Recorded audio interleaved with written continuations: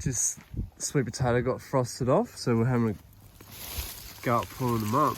Look at them just poking out of the ground. Monsters. Oh. It's got legs and arms. Yeah, I can help it. Oh my hair, can It's the size of a chicken. What's yours, Jazzy? Whopper dopper? That's a weird one. Put him in the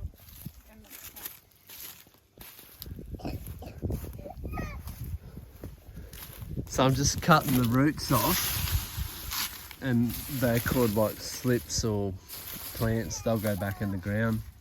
Just gonna broad fork it and chuck some manure and maybe more hay in a few months' time and go again. So I'm just fluffing it a bit, and then we'll put all the sweet potato roots in, and then we'll chuck more hay on it. The hay is what really keeps the moisture.